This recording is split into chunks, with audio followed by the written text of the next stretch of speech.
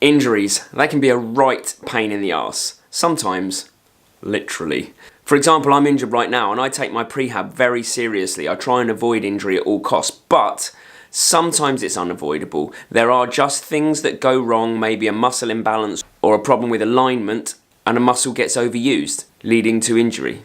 When you compete in triathlon, or even if you just compete in swimming or cycling or running, then there is the potential for an overuse injury. I think it's something like 91% of overuse injuries come from running.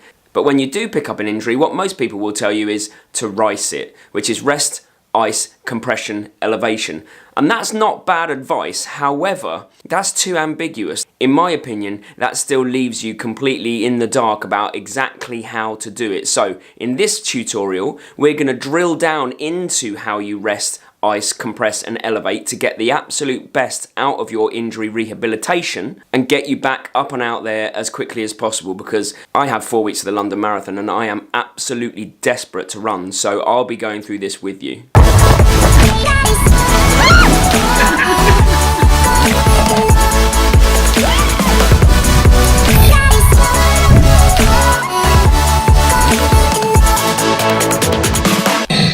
So first up, rest.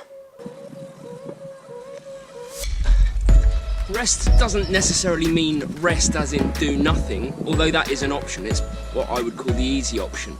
What rest actually means is stop doing the specific activity that caused the specific muscular injury. So for example, I know I got injured long distance running and it's my hip flexor injury, so now I'm out cycling and it's causing me no pain whatsoever. So rest is a bit of a fluffy, confusing term for me, I think. It's more stop doing the specific activity that causes the specific injury and get out and do other things, cross-train. What about ice? Often people just say, oh, ice the affected area and then leave it at that. Well, I'm not certain that that's good enough, that's not specific enough. If you're told to ice the area, here's the why, what and how. As soon as possible after a soft tissue injury, get ice onto the affected area to prevent excess swelling, which can lead to excess scar tissue down the line.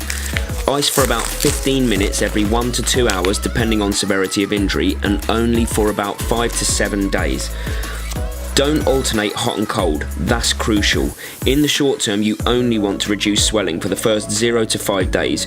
Use heat after about a week to aid recovery, but not before. So avoid things like hot baths in the first few days after injury. What about compression? Well, compression we use for the same reasons that we use ice. It's to stop that swelling. The immediate response of the body is to overswell, create too much scar tissue, and the reason we compress is because we want to reduce that.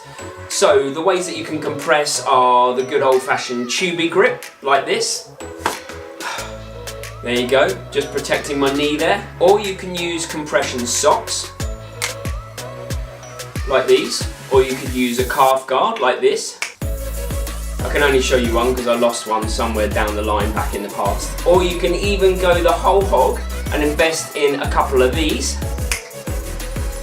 which go all the way up to the top. Check these bad boys out. But whichever way you slice it, if you're trying to compress the swelling for the first 5 to 7 days, then you can't go too far wrong.